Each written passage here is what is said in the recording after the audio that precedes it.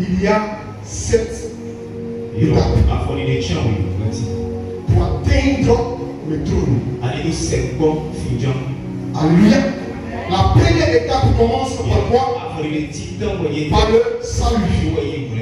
Dis à ton frère salut. On ne peut pas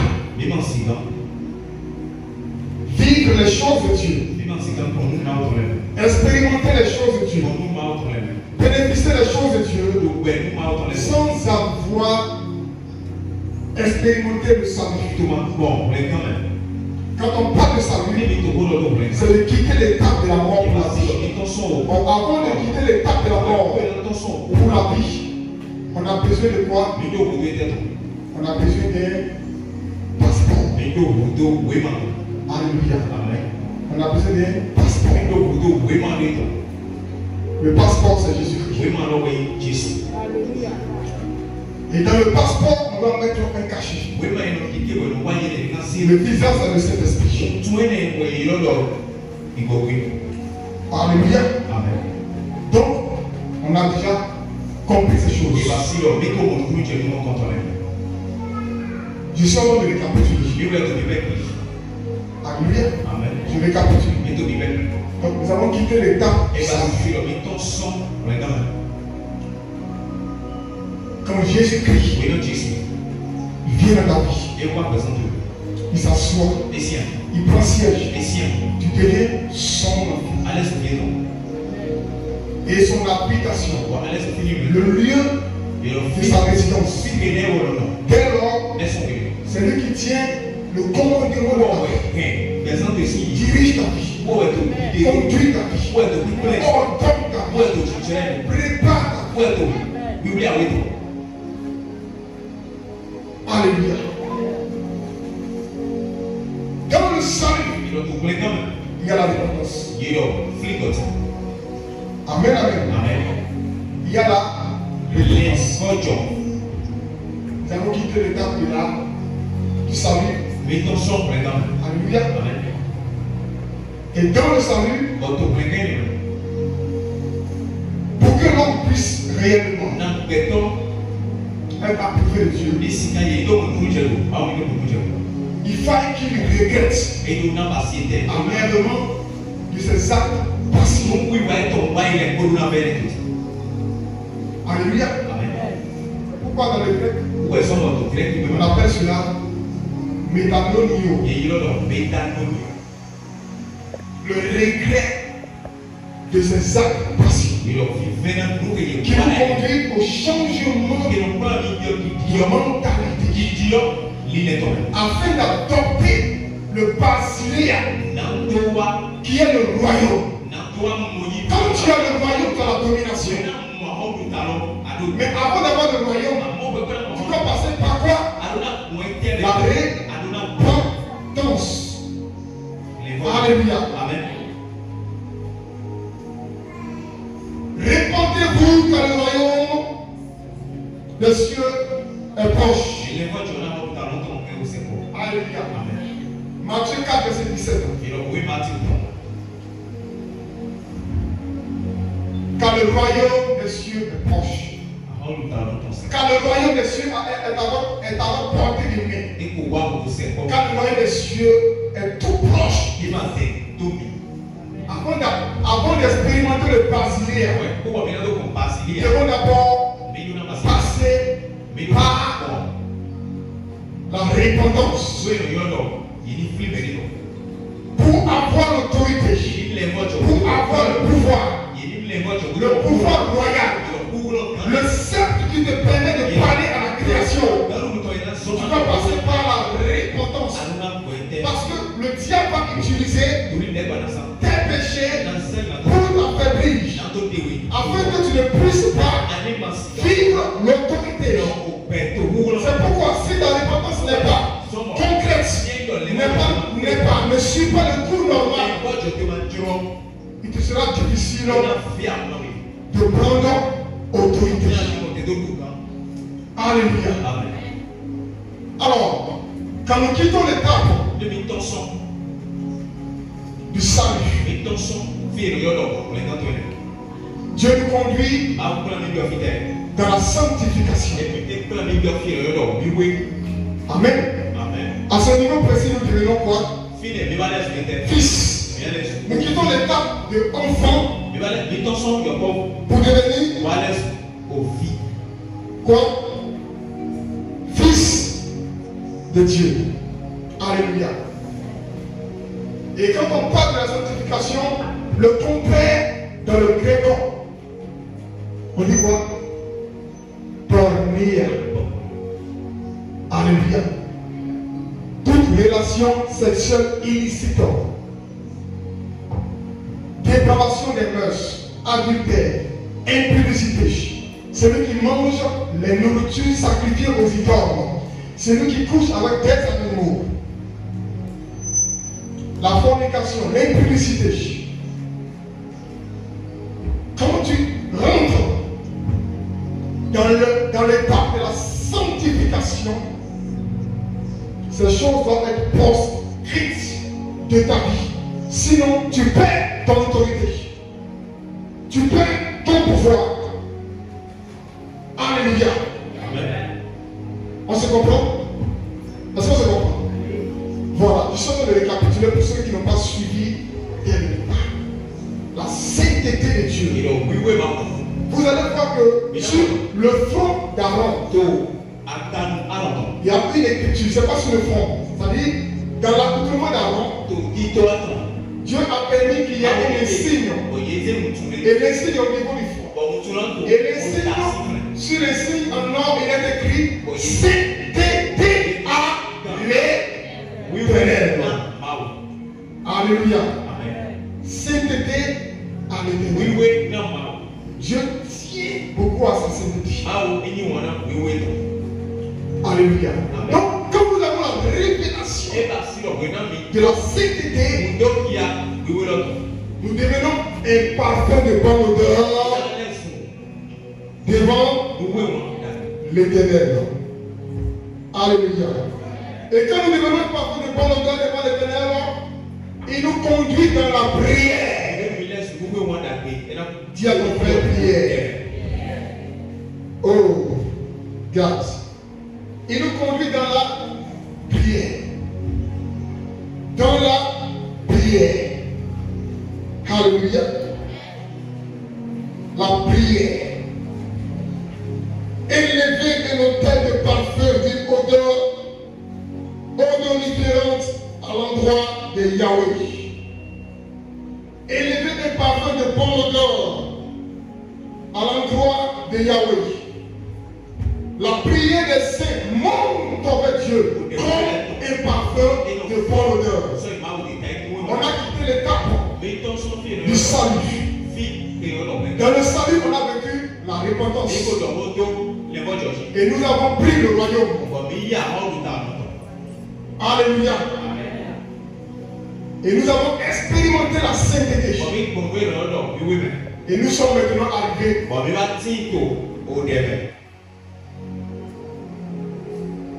dans le niveau de prière. Alléluia. Troisième niveau, la prière. Dieu va t'écouter si tu l'honores. Dieu va t'écouter si tu le crains. Dieu va t'écouter si ta vie glorifie son nom. Dieu va t'écouter si ta vie est un témoignage vivant et onculant de sa personne. Dieu va t'écouter si tu reflètes sa gloire. Alléluia. Donc c'est la troisième marche qui est la prière. Un enfant de Dieu doit être un homme de prière. Un homme de prière. Alléluia. C'est pourquoi Ézéchiel dit verset 30. Et je cherche parmi vous et je ne vois personne qui se mette à la brèche, qui élève un mur et qui prie pour la nation. Je n'en trouve personne.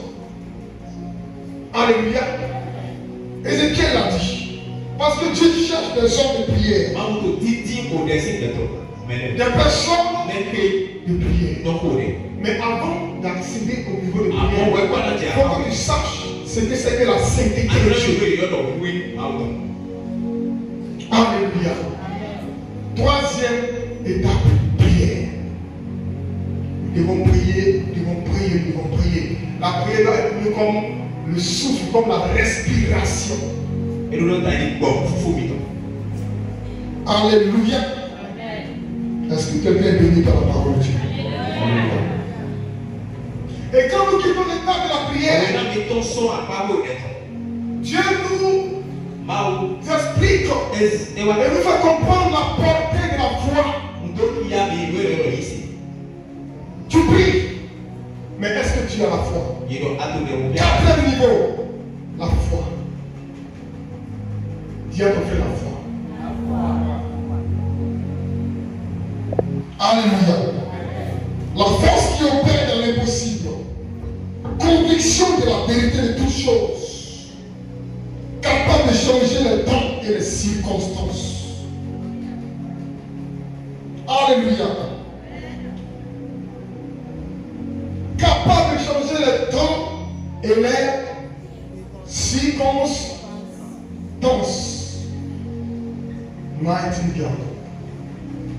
Beaucoup ont perdu la foi. Imaginez-vous une voiture sans moteur.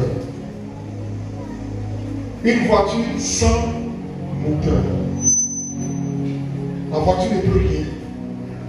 La foi est le moteur du chrétien.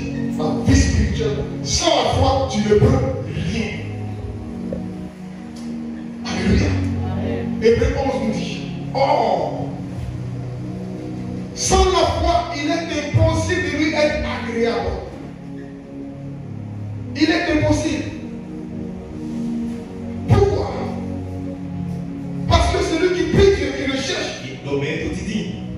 doit savoir que Dieu existe et qu'il est le rémunérateur de ceux qui le cherchent. Alléluia. Beaucoup ont perdu la foi. Beaucoup ont perdu la foi. Donc c'est le niveau. C'est le niveau combien? Quatrième niveau. Alléluia. Quatrième niveau. Qui est la foi. Amen, amen. Salut. Après salut. Sanctification. Après prière. Après la foi. Après l'espérance. Cinquième niveau, l'espérance. Alléluia. Que Dieu soit béni. Nous allons parler de l'espérance aujourd'hui. Dis à ton frère, espérance. Alléluia. Dis à ton frère, l'espérance.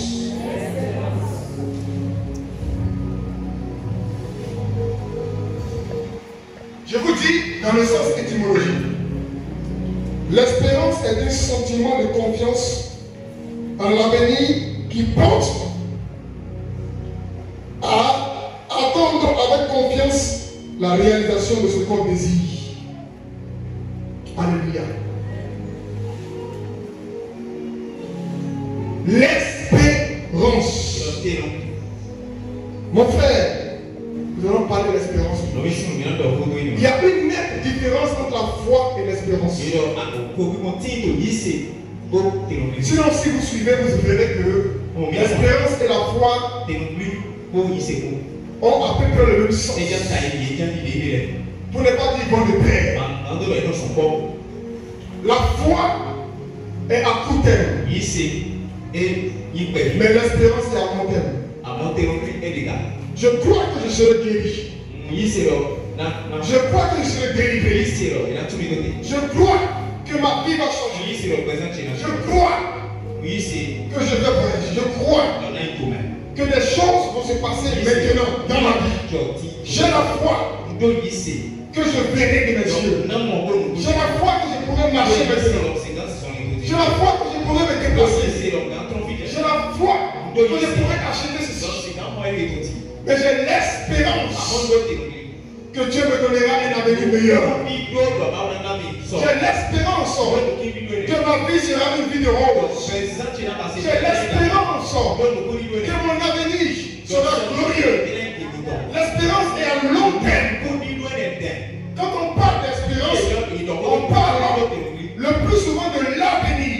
Mais quand on parle de la foi, on parle de ce qui est instantané. Alléluia. L'espérance parle de la destinée. L'espérance parle du futur. L'espérance. Je crois à un avenir meilleur. Je crois à un avenir glorieux. Cela veut dire que j'ai de l'espérance. Si le diable tue ta foi, il pourra tuer ton espérance. Parce que l'espérance est liée à la foi par un raccord. Il y a un raccord qui lie l'espérance à la foi. Donc quand la foi est tuée, l'espérance ressort le coup. C'est comme l'âme et l'esprit. Alléluia. Donc, tu ne peux pas dire que tu as la foi. Tu ne peux pas dire que tu n'as pas la foi et tu as l'espérance. C'est pas possible. Amen, amen. Vous savez une chose. Le diable utilise tout ce qu'il a en son sein pour tuer en nous l'espérance. Pour tuer en nous l'espérance. Une personne qui n'a plus d'espérance, je vous dis la vérité, la personne qui est en train de marcher, vous la verrez en train de marcher, mais elle n'est plus là. Elle peut traverser la voie et peut être percutée par une voiture. Parce qu'elle n'a plus l'espérance. Vous pensez que ceux qui meurent, c'est-à-dire qui se donnent la mort, c'est quel problème? Ce n'est même pas le problème de la foi, c'est le problème de l'espérance. Parce que tu peux dire, ça ne va pas aujourd'hui, mais je crois que ça ira demain. Mais quand cette espérance disparaît, à quoi sert de vivre? Alléluia. À quoi sert de vivre? Parce que je sais que je fasse 1000 ans sur la terre, ma condition ne va jamais changer. Donc, raison pour laquelle je dois aller me jeter dans une eau, dans un puits, dans un lac, pour me prendre. Parce que je n'ai pas d'espérance. Parce que vous savez qu'il y a des gens qui prient, qui se portent. Il y a des gens qui viennent à l'église, qui prient et qui se donnent la mort. Parce qu'ils n'ont pas compris, ils n'ont pas su. C'est que c'est que la puissance de la croix. Ils n'ont pas su le mystère qui est Jésus-Christ. Ils n'ont pas compris la révélation qui est Christ. Quand tu le vois, quand tu l'expérimentes, quel que soit le temps démarré, aucune chose ne peut t'amener à te donner la mort. Impossible. Alléluia. Amen. Écoutez le psaume. Pardon, le livre de Job 14, verset 7. Job 14, verset 7. Dit, un arbre a de l'espérance. Quand on le coupe, il repousse. Il produit encore des rejetons. Quand sa racine a vieilli de la terre, quand son tronc pourrit, quand son tronc meurt dans la poussière, il reverdit à l'approche de l'eau. Il pousse des branches comme une jeune plante. Alléluia. Regardez l'arbre. Il dit l'arbre a de l'espérance. L'arbre a de l'espérance. Coupe l'arbre, tu verras les rejetons sortir. les rejetons sortir. Quand sa racine commence à mourir à la porte de l'eau, l'arbre revient à la vie. C'est le symbole. On ne peut pas dire, c'est une métaphore par laquelle Dieu parle à l'homme.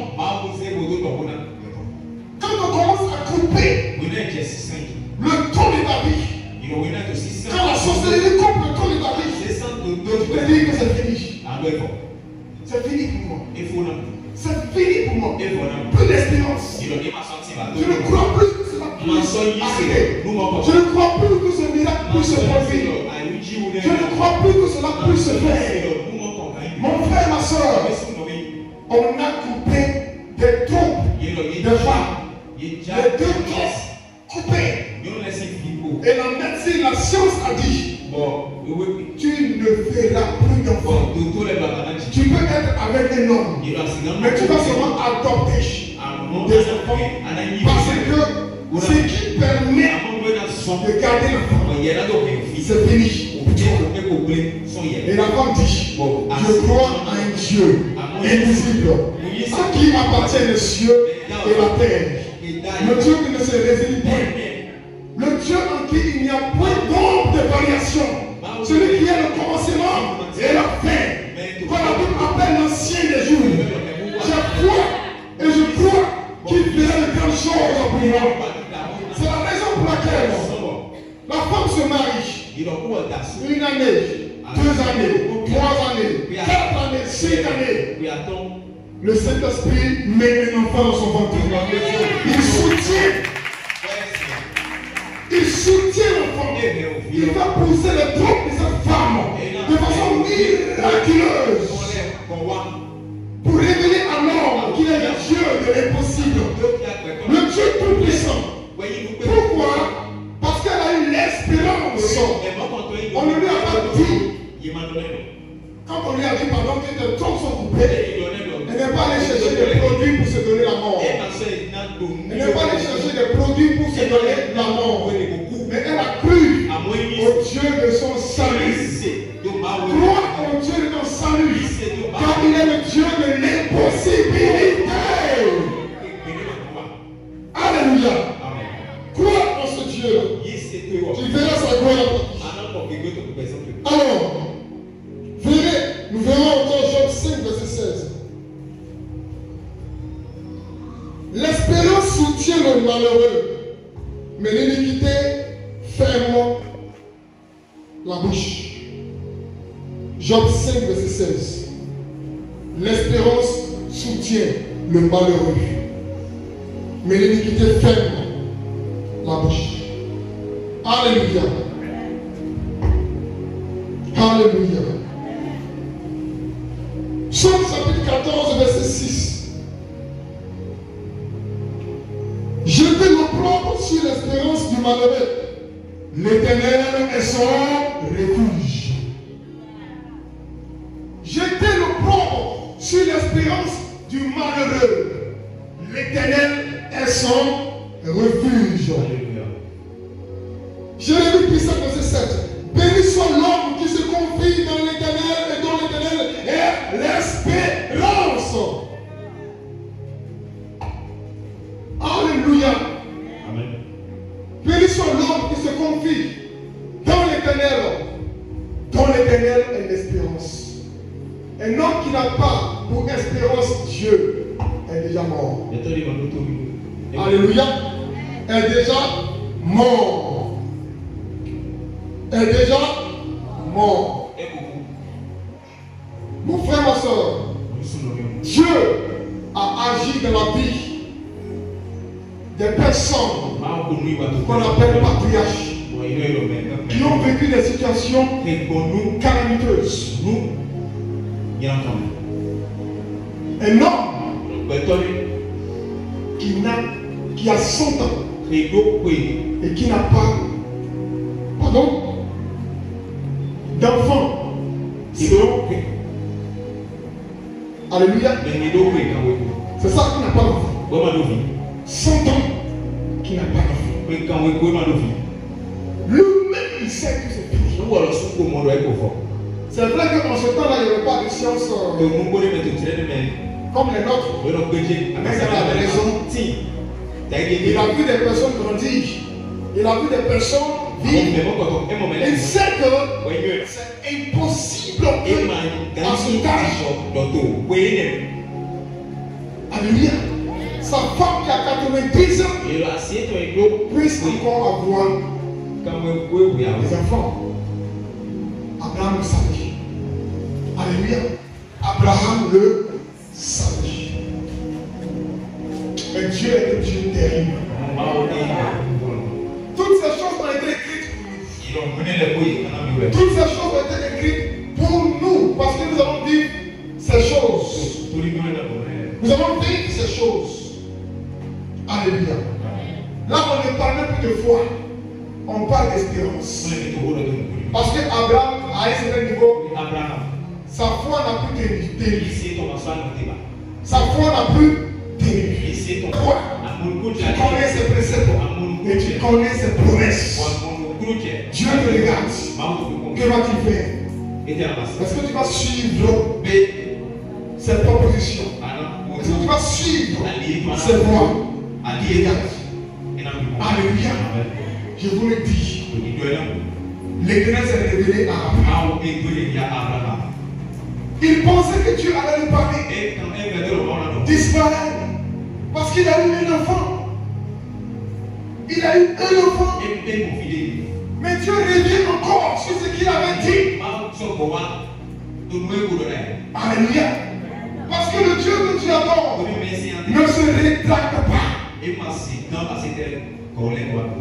Mais je pensais que cette affaire était finie.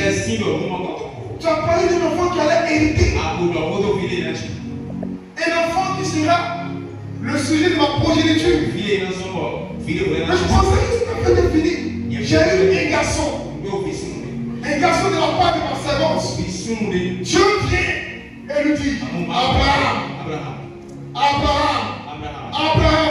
ce n'est pas celui dont il est question. Mais le temps est passé, Seigneur. Je suis Dieu, ma femme est vieille. Je dis, y a-t-il une chose qui soit impossible à Dieu? Y a-t-il une chose que Dieu ne puisse faire? Regarde les cieux et la dimension qu'il y a entre les cieux et la terre. Tu seras Dieu. Et le Tout-Puissant, le Tout-Suffisant, le Pouvoir par l'excellence. Le Dieu de gloire et de l'éternité. Abraham se prosterne devant Dieu. Il dit, je me répands. Parce que j'ai utilisé un raccourci. Pensant que j'allais aider Dieu à m'aider. Personne ne peut aider Dieu à l'aider. Car Dieu a créé le monde en prenant appui sur sa parole.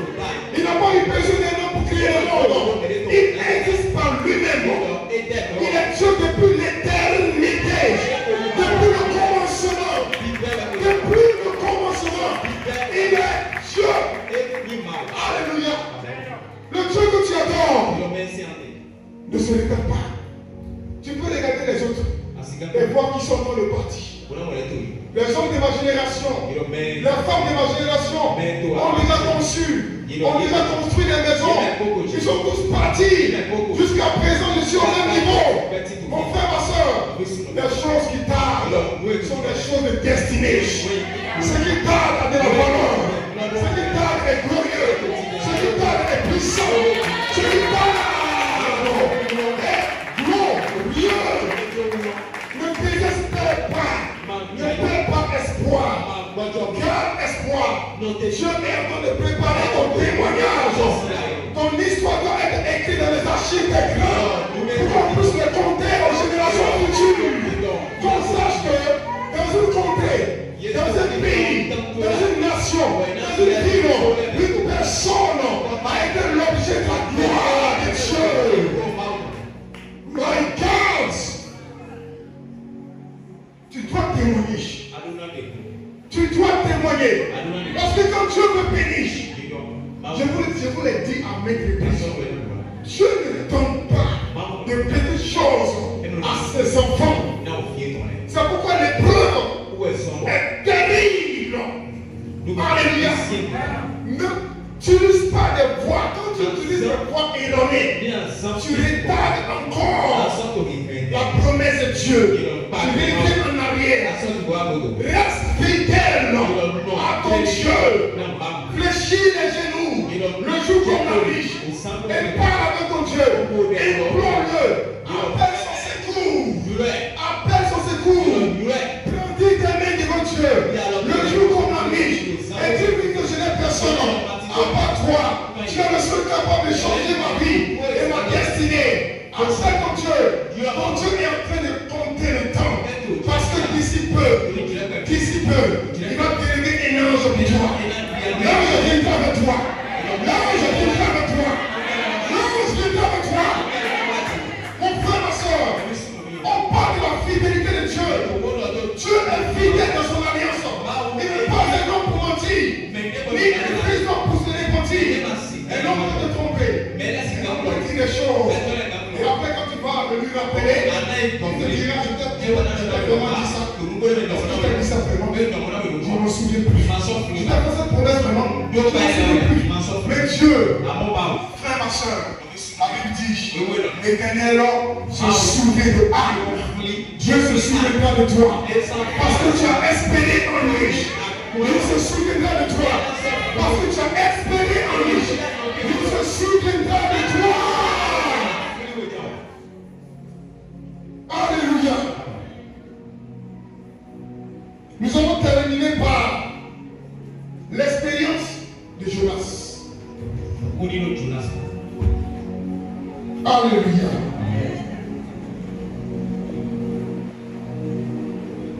L'expérience de Jonas. Beaucoup de personnes sont dans cette situation de Jonas. Une personne que Dieu envoyait à Ninive pour accomplir une mission. Il va pour annoncer la parole de Dieu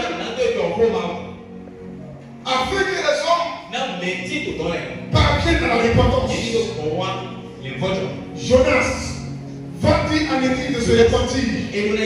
Car le Dieu des Hébreux est en colère contre cette ville à cause des calamités,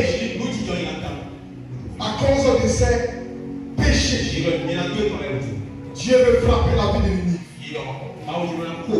Et Jonas, qui connaît Dieu, alléluia, il connaît Dieu.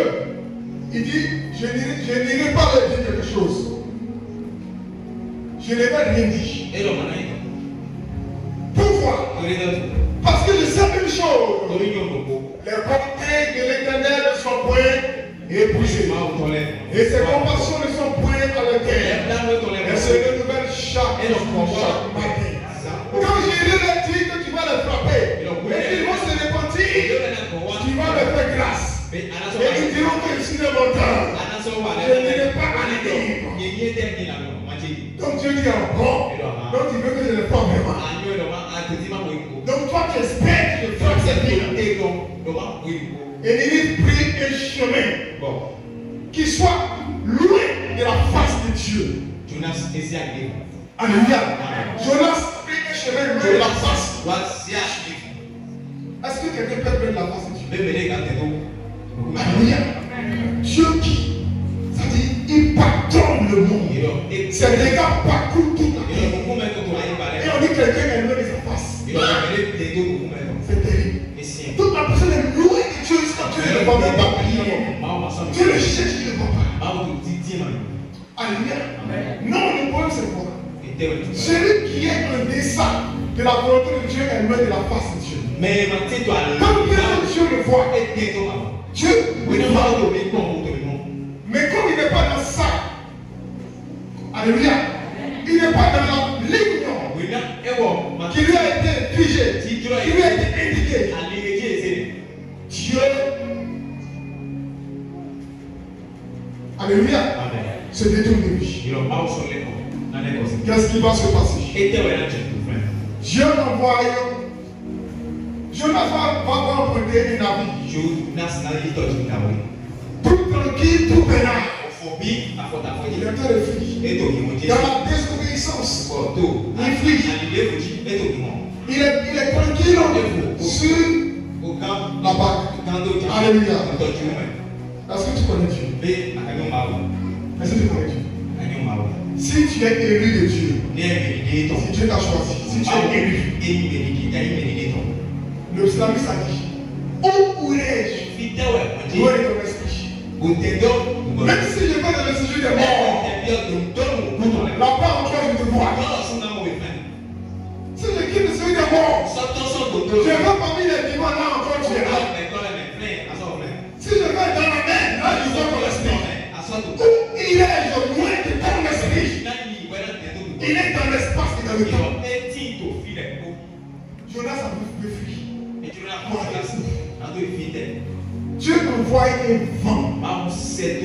Le vent du septentrion qui souffle et qui soulève une tempête. La tempête se lève. Et les marins qui ont la maîtrise de l'eau ont tout fait. Parce qu'ils ont cette expérience.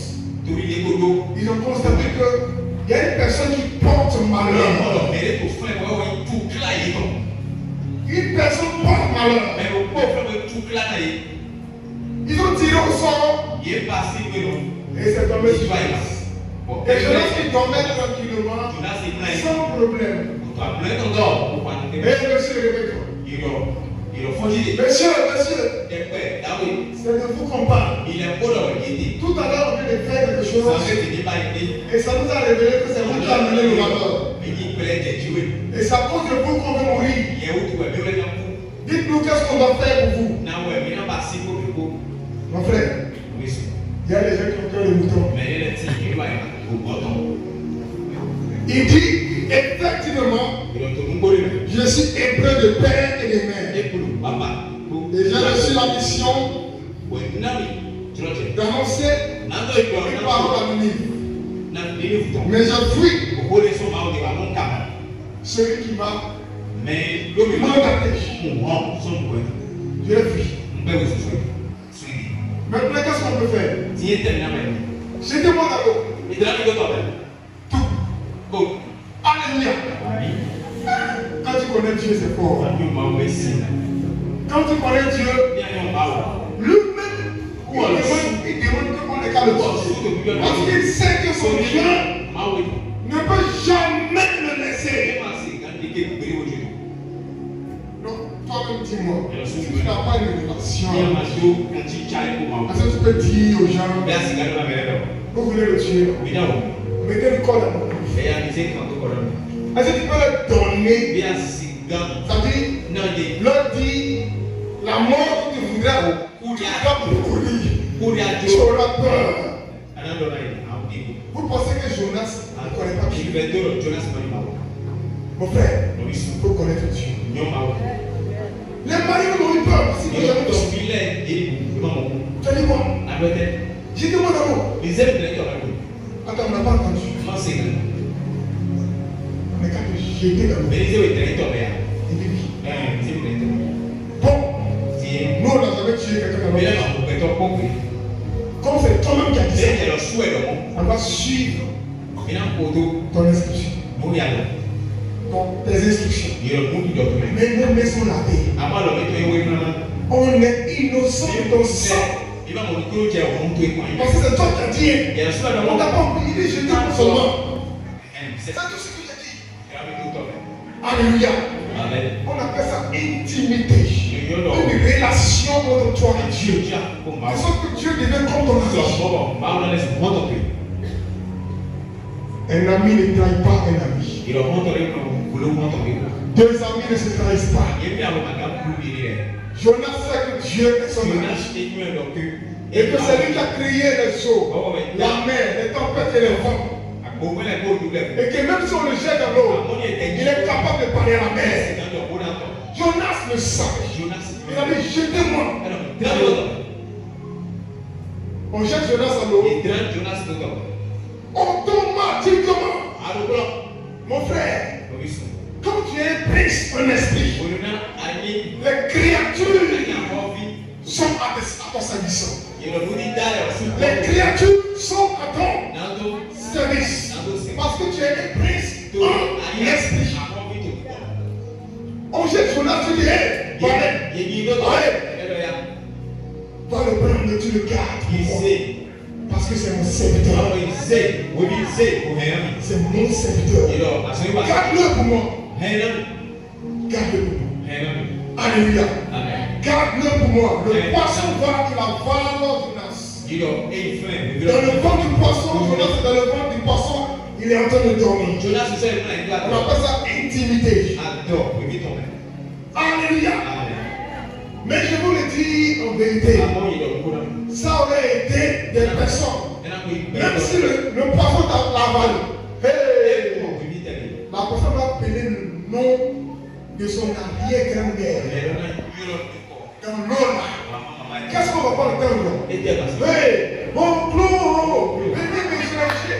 Oh, hey, Dari, oh, Mari. Papa, maman, Amen. Parce que lui il a déjà vu la mort. Mais la dit que Jonas a qui parce qu'il sait ce qu'on appelle l'espérance. Il sait que son avenir est garanti.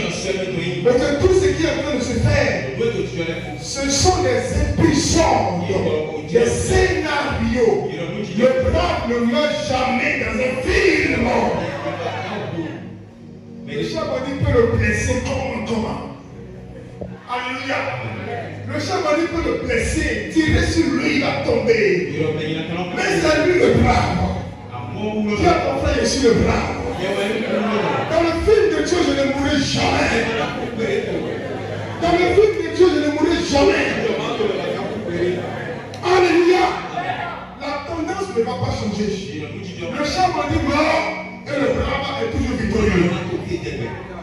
Et Jonas connaissait cela. Pourquoi Dieu l'a laissé dans le ventre du poisson. Amen, amen.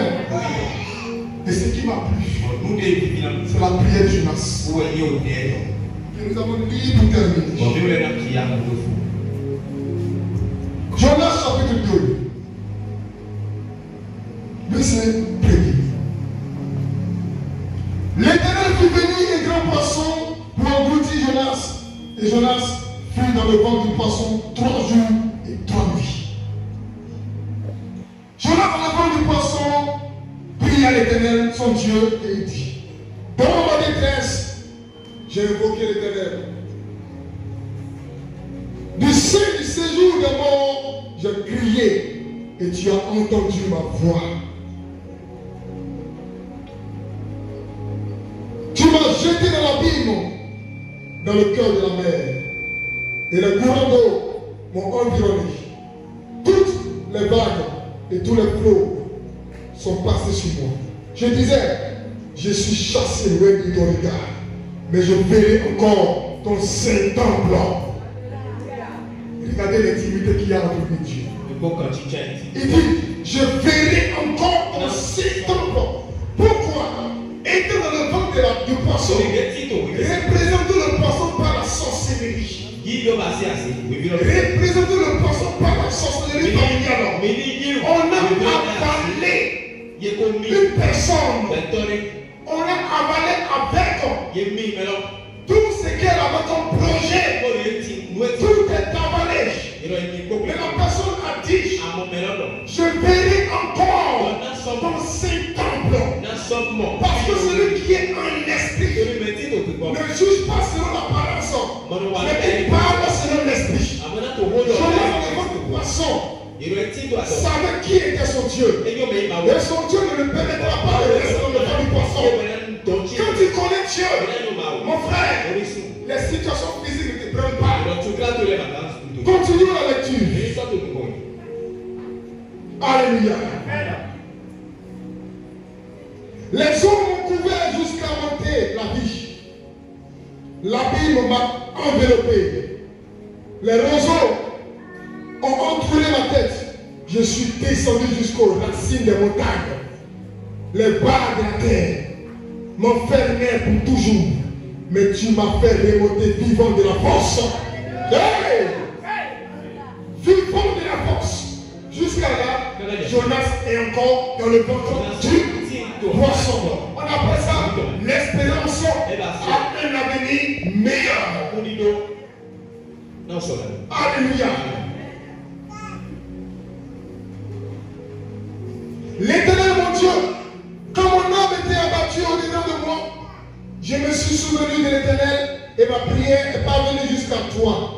Dans ton saint temple, ceux qui s'attachent des vaines idoles éloignent de la miséricorde. Pour moi, je t'offrirai des sacrifices avec un cri d'action de grâce. J'accomplirai les preuves que j'ai faites. Le salut vient de l'Éternel. Et l'Éternel parla au poisson et le poisson vomit Jonas sur la terre.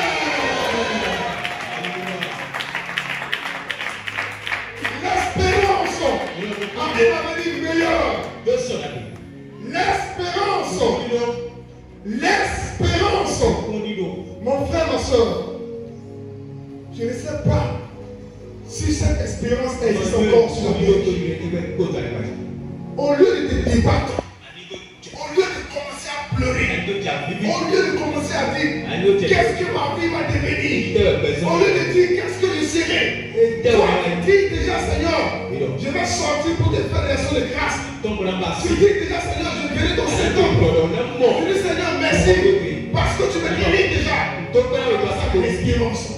Sache une chose, Dieu se nourrit de ta foi et de ton espérance. Parce que l'espérance révèle la grandeur de Dieu. Quand tu dis à Dieu que malgré que je ne vois plus clair, que je sois aveugle, je te bénis, oh Dieu, parce que je vois. Je te bénis, oh Dieu, parce que je verrai de grandes choses. Je verrai des choses impossibles. Je te bénis, oh Dieu, parce que je verrai mes petits-enfants. Je verrai mes enfants. Oh, tu ne vois pas, mais tu me rends gloire. Tu me remercies pour cela. On appelle ça espérance. Alléluia. Seigneur, je n'ai pas de capital. Je n'ai pas d'argent. Je n'ai pas. Mais je te rends la gloire. Parce que mon entreprise a pris vie. Mon entreprise a pris vie. Je te bénis parce que tu fais de moi un homme d'affaires. Un homme puissant qui va être une source de bénédiction pour plusieurs. Tu as l'espérance d'un avenir meilleur. C'est une marche de la vie spirituelle. Et si le diable détruit l'espérance en toi, c'est fini pour toi. On n'espère pas en un homme. On espère en Dieu.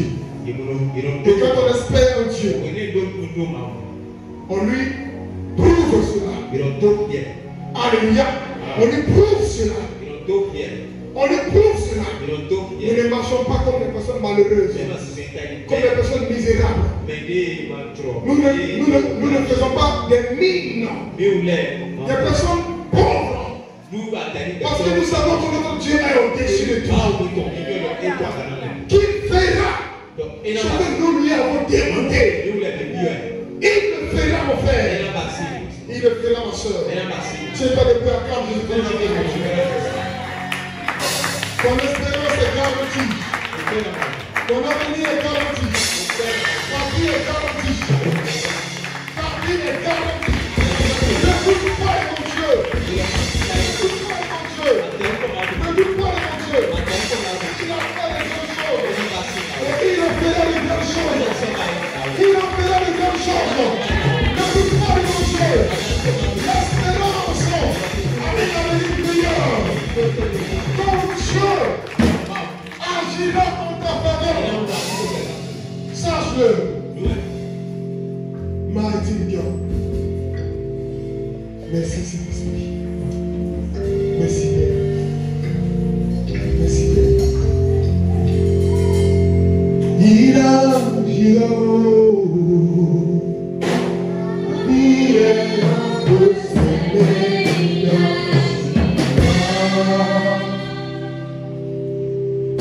Mon papa agira. Ma vie est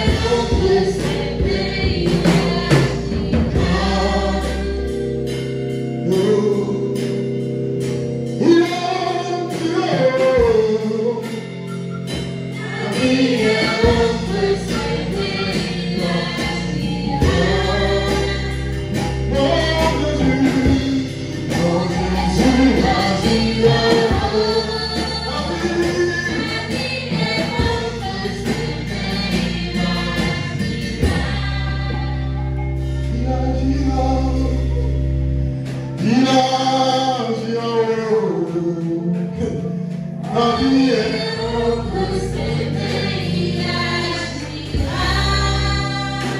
même si ça ne va pas, mon papa agira.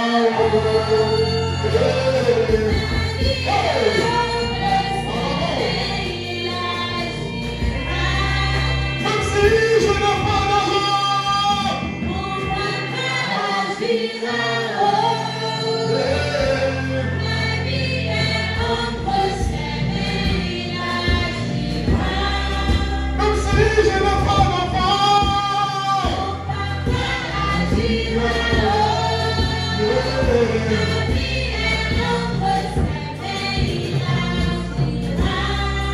Même si je ne suis pas marié, mon Jésus agira. Ma vie est entre ses mains, agira. Même si je n'ai pas de travail, mon papa agira.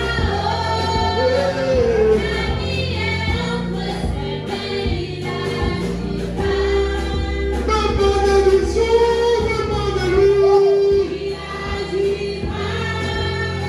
Ma vie est entre ses mains, agira.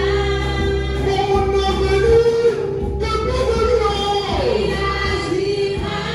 Ma vie est entre ses mains, agira. Mon Jésus agira. Ma vie est entre ses mains.